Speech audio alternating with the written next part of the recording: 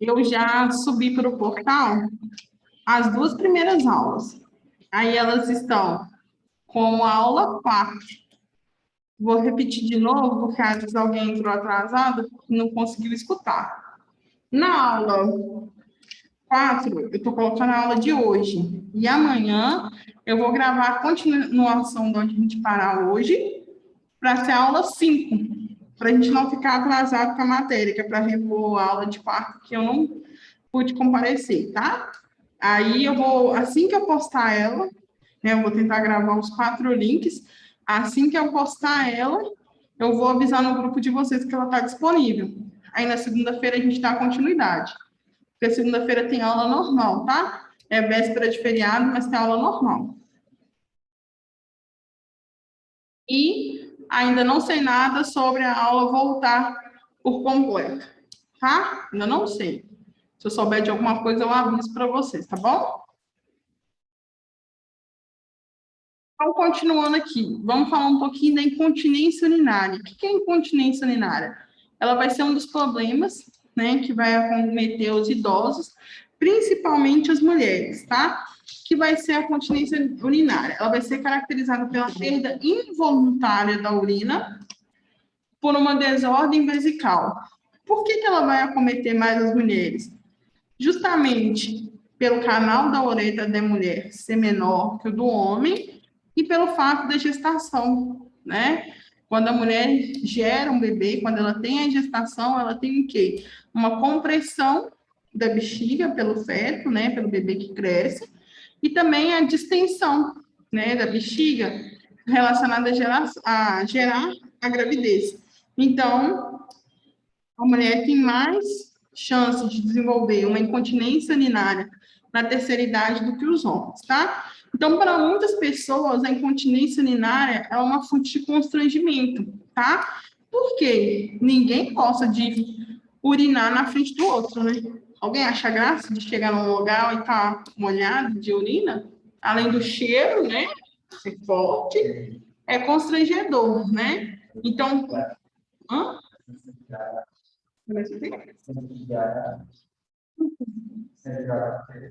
Ah, precisa ser de BH.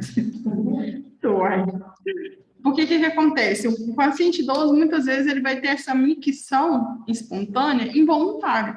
Não é porque ele está querendo fazer essa diurese, né? Principalmente se for um paciente caso de remédio. Que remédio, professora? Lasix. Paciente idoso que toma Lasix, ele até chora se bobear. Por quê? Porque o Lasix ele aumenta essa micção, né? Ele aumenta a vontade de ir ao banheiro. Então, muitas vezes o paciente idoso tem que tomar por causa de pressão alta, ou até mesmo por causa de retenção de líquido. Então, acaba que ele vai ter mais vontade de ir no banheiro, e muitas vezes ele não tem aonde ir. Aí fala com aí, vocês pensam assim, ah, professor, mas é só colocar uma fralda. Ah, não vai falar para o paciente idoso pôr uma fralda para você ver. Vai você falar assim, vai eu chegar para cada um de vocês e falar assim, hoje todo mundo aqui da sala vai ficar de fralda, ninguém vai no banheiro. Já falou, que horror. Ninguém vai querer, né? Independente da idade, a gente não quer, porque é uma coisa que a gente já faz normalmente há tantos anos, de repente ter que voltar, a sensação é que a gente está retrocedendo, né? Se tornando bebê novamente. Então, é muito desconfortável para o paciente idoso. Então, a gente tem que ter toda uma técnica, um cuidado para explicar isso para ele e mostrar que é a melhor opção para ele no momento, infelizmente, tá? Quando que a incontinência urinária ela vai estar presente? Em casos de problema renal, insuficiência urinária, né, que é a incontinência urinária, ou em casos de demência, principalmente se for mal de Alzheimer, tá? O paciente ele acaba tendo a eliminação na roupa, ele acaba urinando na roupa, tá? A incontinência fecal, por sua vez, né, ela vai estar associada a estruturas anorretais e características de fezes integrada com a função cognitiva, humor e mobilidade, tá? Então, os pacientes com demência, depressão grave e instabilidade postural, além de imobilidade, vão ter mais risco de incontinência fecal, tá? Entre outras enfermidades, a gente tem o derrame, que também é conhecido como acidente vascular encefálico ou cerebral, diabetes e esclerose múltipla, tá? Então, esses fatores do envelhecimento podem levar à redução do número de células do períneo e o fechamento suficiente do canal anal. Então, o que acontece? Vai ser um problema de esfíncter, né? O esfíncter anal, ele não vai se fechar por completo. Então, acaba que o paciente, ele vai estar eliminando as suas evacuações, né? Involuntariamente, tá? Então, é muito comum em que situações? Podem marcar aí as situações que eu descrevi para vocês, como demência, depressão grave e instabilidade postural, além de imobilidade também, tá? Caso venha cair na prova, já dei a dica para vocês. Então, o mal de Alzheimer. O que é o mal de Alzheimer? Ele é uma causa mais comum de demência, tá? E ele é degenerativo nos idosos. Então, vai ter o estabelecimento da doença e ela é insidiosa. Então, ela vai acontecer de forma rápida, tá? E geralmente ela vai ocorrer após os 55 anos de idade, com o aumento da frequência, né, em avanço da idade. Então, às vezes, pode começar com um leve esquecimento, né, de alguma coisa, aos 55 anos de idade, e após isso a pessoa começa a lembrar de coisas do passado e não lembrar de memória recente, tá? Então, esse curso de deteriorização, ele vai ser marcado com uma deteriorização gradual da função intelectual. Então, ele vai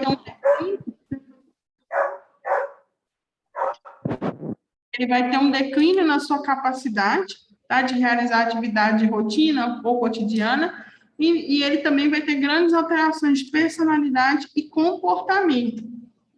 Então, muitas vezes, ele não vai conseguir fazer uma refeição adequada, vai esquecer como ir ao banheiro, aí ele começa a fazer na roupa, tá? Então, vai ter essas alterações associadas.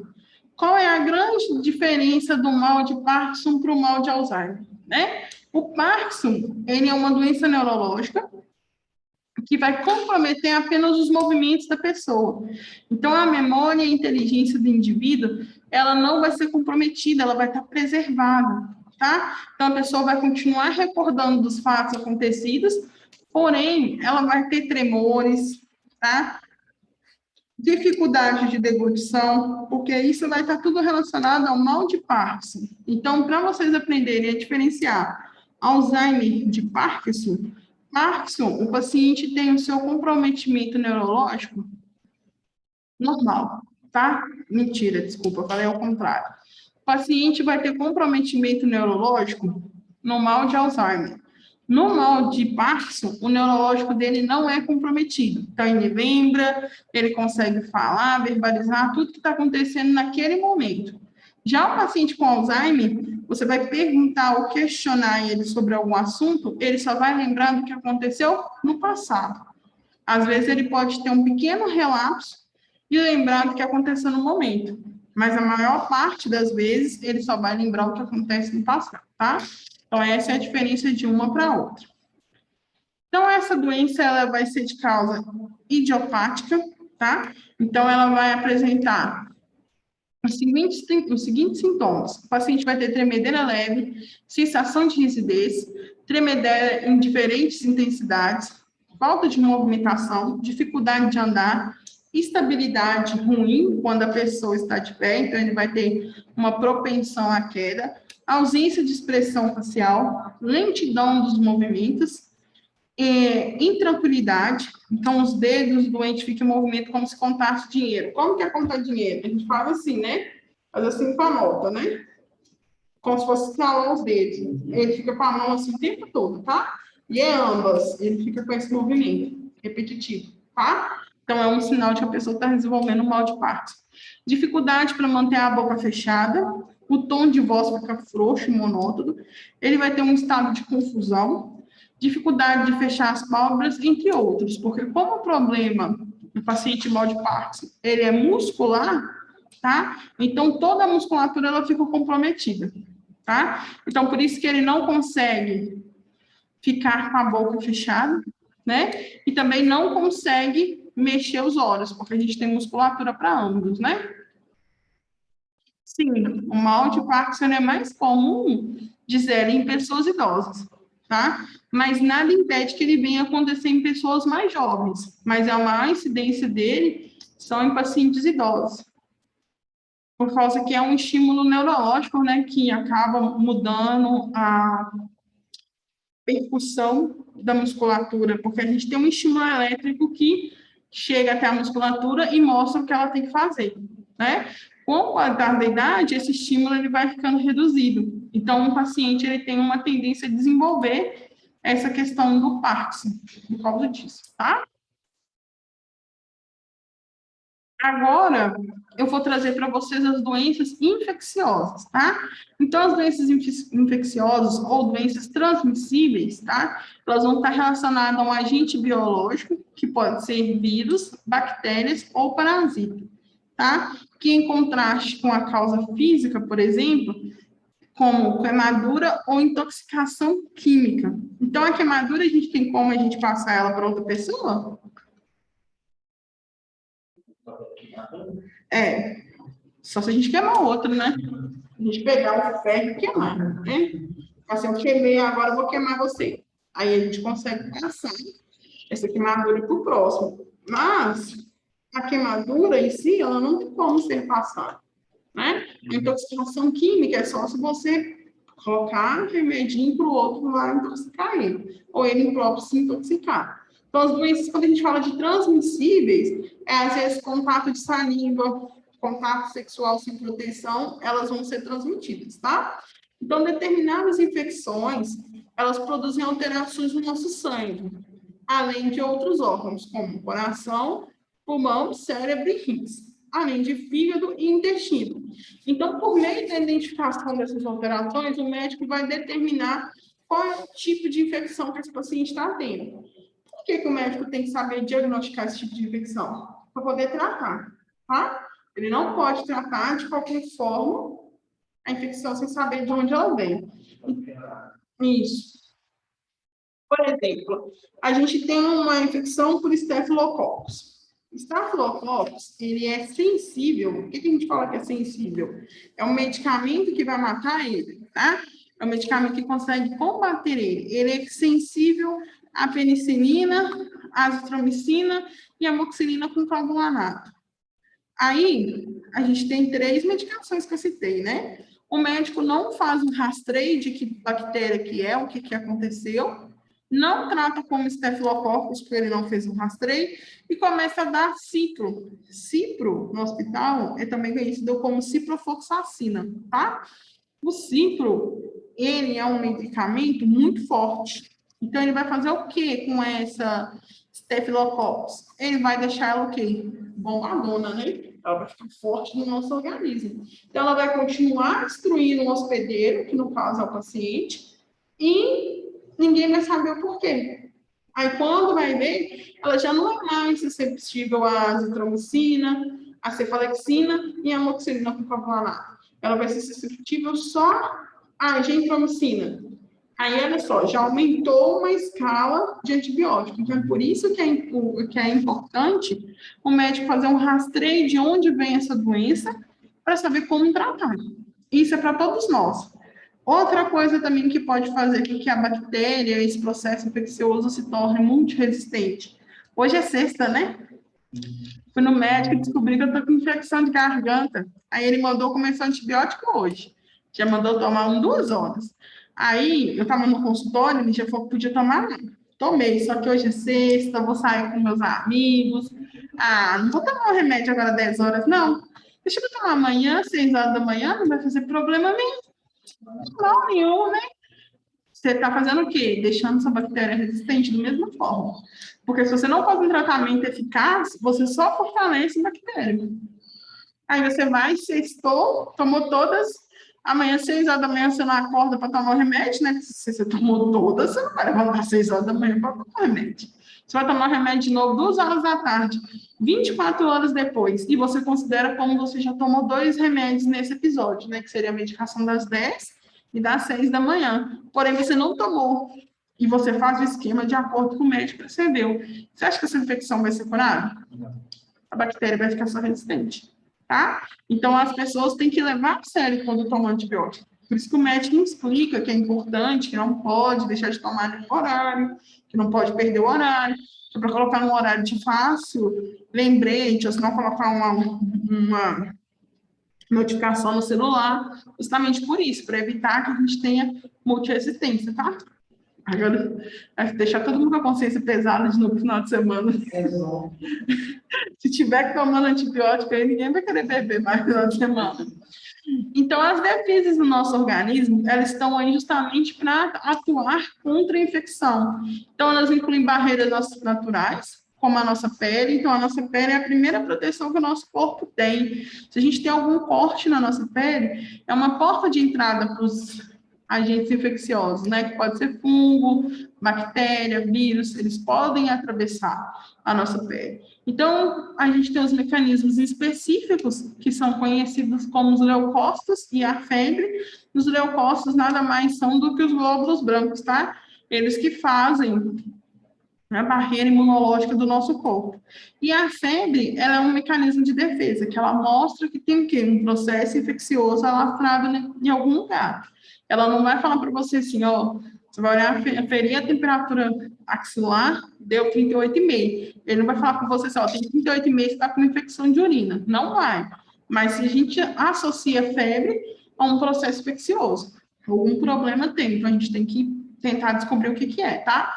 Os mecanismos específicos, que são os anticorpos, tá? Então, os anticorpos estão ligados ao nosso sistema imunológico. Então, normalmente, quando o micro-organismo consegue ultrapassar alguma dessas barreiras naturais do nosso corpo, os mecanismos de defesa inespecíficos e específicos destroem ele antes que se multiplique. É o que a gente espera que aconteça. Porém, tem alguns tipos de bactérias, ou até mesmo outros tipos de doença que conseguem se camuflar. Vamos falar um pouquinho agora do câncer. O que é o câncer? Ele vai ser uma patologia principalmente ligada a hábitos de estilo de vida. Então, muitas vezes, a pessoa já nasce com a célula cancerígena ou ela se desenvolve com o passar do tempo. Quando ela se desenvolve, é porque foi fatores externos, alguma coisa que a gente foi exposto durante a nossa vida, que fez com que esse câncer fosse se desenvolver, tá? Eu tenho um videozinho que eu vou mostrar para vocês como que funciona a questão do câncer no nosso organismo. Só colocar ele aqui rapidinho. Porque como é questão celular, para explicar fica um pouco chato, mas o videozinho é bem dinâmico. Aí eu vou só interromper o compartilhamento aqui só para me achar o vídeo. Aí vocês vão conseguir entender de uma forma melhor. É porque um cigarro, né, ele modifica a composição celular. O vídeo, gente, é só 6 minutinhos, é bem rápido. Eu vou compartilhar a tela para vocês com o som. Aí vocês me falam se está dando para todo mundo escutar, tá bom?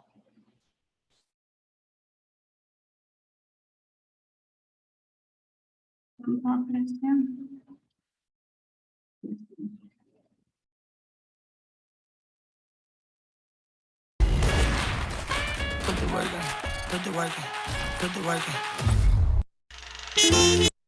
Estava todo mundo escutando o anúncio que estava passando antes?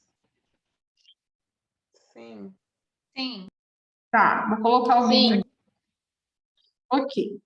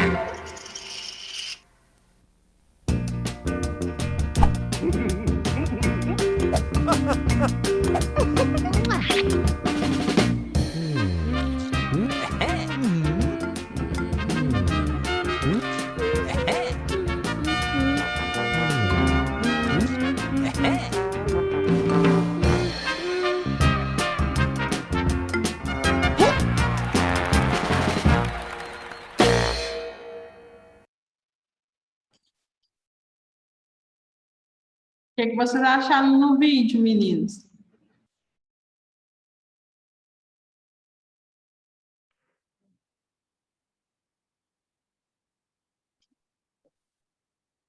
Bem legal, né? Ele é bem interessante porque ele é uma animação. Então, só do fato dele ser uma animação, ele torna para a gente o quê? Explicação mais clara, né? Prende a nossa atenção, a imagem em si já prende a nossa atenção. Então, o que que a gente pode observar pelo vídeo? Mostra que as células cancerígenas elas vão se multiplicar porque vai ter uma alteração, né, lá no nosso DNA.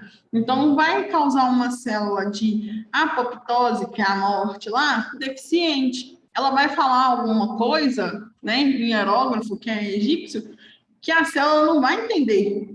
Ela fala assim: o que você está falando comigo? Fala o meu idioma. Hablas português, hablas espanhol, ainda vai, mas em egípcio, eu não sei o que está acontecendo. Então, é aí que ela vai criando força, né? E vai se proliferando, né? Então, é assim que é assim que acontece o câncer no nosso organismo. Por isso que ele toma uma proporção tão grande. E quando é um câncer em um paciente idoso, né, um paciente fica muito mais debilitado, porque ele não tem tanto recurso assim, não tem tanta atuação do sistema imunológico, né? Já está debilitado.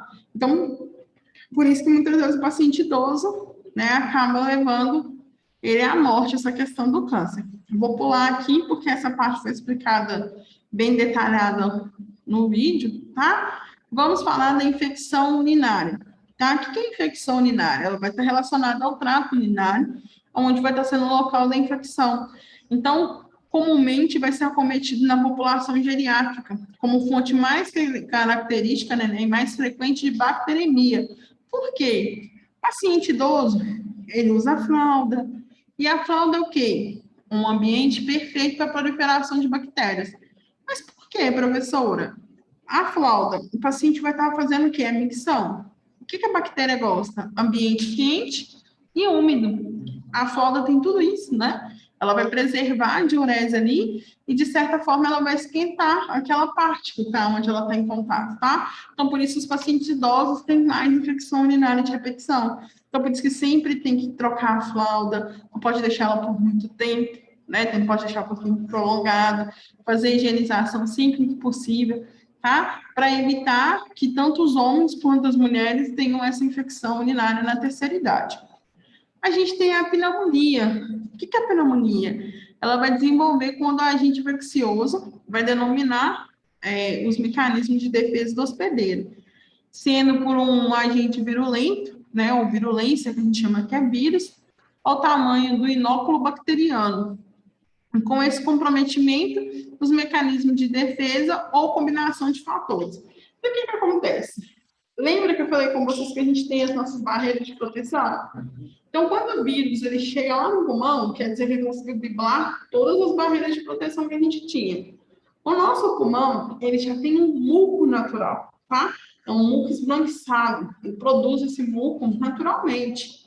Porém, quando ele tem o vírus, ele vai produzir mais desse muco para tentar matar o vírus. É como se fosse uma forma dele envelopar esse vírus para ele morrer. Então, o que, que vai ter nesse muco? Vai ter glóbulos brancos, vai ter leucócitos, vai ter o quê? Agentes, né, do sistema imunológico. Então, quando a gente tem a morte desse vírus, né, esse vírus vai lá e morre, a gente vai ter a cor da secreção. Como vai ser a cor da secreção? Esverdeada, amarelada, enfim, vai depender de qual tipo de vírus, né, qual o agente que está lá dentro do nosso pulmão. Agora, se por algum motivo a secreção sair vermelha, rósea ou laranjada, é presença de sangue, tá? Então, quer dizer que está tendo acúmulo de sangue também nesse pulmão. Então, além do processo de pneumonia, ele também está tendo um processo de retenção de sangue ali. Então, pode ser devido ao sistema circulatório, né? Porque o sangue ele não tem que sair do coração, passar no pulmão para ser oxigenado e voltar para o coração novamente. Então, quer dizer que pode ter afetado alguma das trocas gasosas, tá? Então, é interessante saber essas cores e por que de cada uma delas, porque, por exemplo, se você for acompanhar um paciente em casa, ou até mesmo no hospital, e ele apresentar algum desses quadros, você pode falar para a equipe, né? Reportar para o médico o que está acontecendo, para ele ser tratado. Nesse caso, se aparecer presença de sangue, é CTI, tá? O paciente precisa ser transferido para CTI, porque vai ter que ser uma manobra mais invasiva. Não dá para ser tão superficial mais, tá? Então, o aumento do risco de pneumonia nos idosos, na maioria das vezes, vai ter como consequência a presença de comorbidades apresentadas por esse paciente. Então, vai estar mais do que relacionado do que com o avançar da idade. Então, a pneumonia, a gente já sabe que ela é a causa principal de óbito por doenças infecciosas em idosos, sendo uma a cada 10 das principais mortes na população desse tipo de paciente. Então, entre os idosos, a pneumonia é a segunda maior causa de hospitalização, ficando apenas atrás de insuficiência cardíaca congestiva.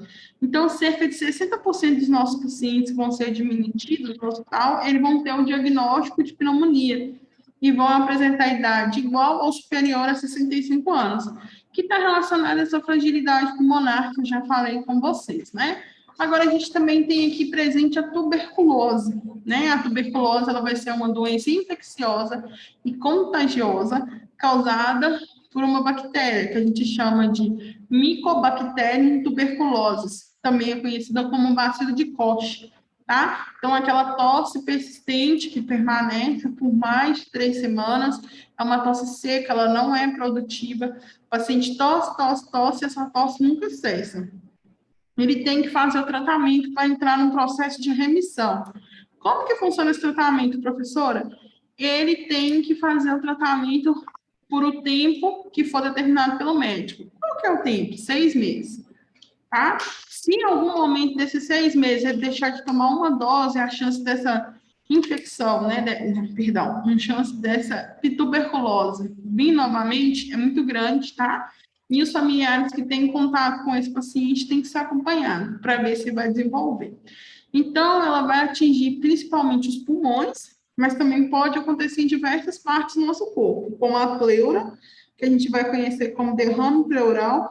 A pleura ela vai ser a membrana que reveste o pulmão, nos ossos, meninge, que a gente chama de meningite tuberculosa, glândulos, que a gente chama de íngua, onde a gente tem os glândulos. Na verdade, são os linfonodos, né? A gente fala de nódulos cervicais palpáveis. A gente tem aqui no pescoço, tem na axila, na virilha, tá? Na região poprítea, que é a região atrás, posterior do joelho, tá? E também tem os linfonodos internos. Então, a gente vai sentir mais comumente os axilares e os cervicais. Ovários, pode ter comprometimento, trompas, testículos, intestinos, entre outros órgãos. Então, a principal transmissão é por via aérea, tá? Então, ela vai ser uma doença respiratória senescente, tá? Com a indução de medicamentos de defesa, perdão, de mecanismos de defesa, que vai aumentar ainda mais o risco de infecção e adoecimento a partir da reativação dos focos latentes, tá? O que seriam esses focos latentes? Uma vez que a pessoa teve tuberculose, por mais que ela tome medicação, ainda vai permanecer alguns focos. Se por algum motivo a medicação não foi efetiva, ela não tomou de forma adequada, ela vai ter a reproliferação da doença, tá? E nessa reproliferação, a chance dela ser ser um pouco mais agressiva para o paciente é maior, tá? Então, a gente tem a gripe, que a gente conhece como a gripe A, que é a H1N1. Essa gripe está representada por uma forma de infecção diferenciada, que pode ser mais grave em pessoas idosas, em mulheres grávidas, e também em crianças pequenas imunodeficientes. São pessoas que não têm um sistema imunológico para poder fazer a atuação. Então, quais que são os grupos de risco que têm que tomar a vacina da H1N1? São pessoas idosas, mulheres grávidas e crianças pequenas, tá? Então, essas pessoas que se enquadram nesse grupo de risco, ou seja, pessoas com nível de infecção e de agravamento da gripe maior, que pode prejudicar outras formas orgânicas, a gente tem a gripe suína, que nos idosos ela pode agravar deficiências pulmonares, respiratórias, prejudicando o fluxo sanguíneo e a pressão arterial. E as pessoas idosas que têm um sistema imunológico mais fragilizado, ela pode ocorrer como comorbidade da gripe com outras deficiências já existentes. Então, o metabolismo do idoso ele é diferenciado Em consequência, a absorção do medicamento ela deve ser acompanhada, né, para melhorar o combate à gripe. Ah, professora, eu não confio nessa vacina da gripe, não. Eu sei que a gente, como profissional da área da saúde, tem que tomar, mas eu não confio. Porque a gente toma a vacina, passa um dia, a gente gripa. Então, essa vacina é segura. Você quer saber por que, que você gripa quando você toma a vacina da gripe? A gente tem a maior prova aí de mutação de vírus, que é o coronavírus, né? Começou como uma variação, aí teve uma, teve duas, agora já está na variação delta. Né? A mesma coisa com o vírus da gripe. A cada ano, ele tem uma mutação. Então, quando você toma vacina, você tomou a vacina com todas as mutações que foram descobridas até um ano antes da fabricação. Então, até as mutações que foram descobertas em 2020, você está protegida. Só que se você tomar a vacina da gripe e tem a mutação da vacina, da mutação do vírus da gripe de 2021, contra ela você ainda não está protegida. Então, automaticamente, se você já tiver tido contato com ela, você vai ter os sintomas de gripe, só que não vai ser tão pesado se você não tivesse imunizado, tá? É por isso que muitas vezes os pacientes idosos ou quem tem direito a tomar a vacina da gripe acaba gripando. É porque em algum momento já teve contato com a variante mais recente e para ela ainda não teve o vírus, né? Não teve o vírus inoculado na vacina, só vai ter no ano seguinte. Sempre é assim. Então, por isso que sempre tem gente que reclama que tomou vacina da gripe e gripou. Porque fica assim, ah, não tomei vacina da gripe, a vacina da gripe não é para gripar, por que eu gripei? É sempre essas questões, né? Estou explicando para vocês como que funciona, para vocês futuramente poderem explicar para os próximos pacientes de vocês, enfim, familiares, como que é. Agora, a gripe, né, ela é uma inflamação respiratória causada pelo vírus da influenza. Então, ela pode afetar milhões de pessoas a cada ano e ela é altamente contagiosa. Então, ela ocorre mais no final de outono, em inverno e início de primavera. Então, é mais ou menos entre abril e setembro no hemisfério sul. Então, ela pode acabar levando a pneumonia, a hospitalização e a morte em caso não tenha sido vacinada a pessoa que faça parte do grupo de risco e que tenha direito de tomar essa vacina. Então, geralmente, é o tempo que ela fica disponível mesmo, né? Que entra a campanha de vacinação. Então, para os idosos, né, os sintomas são extremamente dolorosos e prejudiciais devido à debilitação do sistema imune. Então, existem três tipos de vírus: o vírus A, B e C. Então, o vírus da influenza A, ele pode infectar tanto humanos quanto outros animais, enquanto o B e o C só infectam humanos. Então, o C, ele causa uma gripe mais leve e não causa epidemias, tá? Então, já que o C, ele não causa epidemias, a gente não tem um coronavírus por uma mutação de vírus tipo C. O link vai cair, todo mundo pode entrar no mesmo link que eu mandei lá no grupo para vocês, para a gente fazer o próximo link, tá?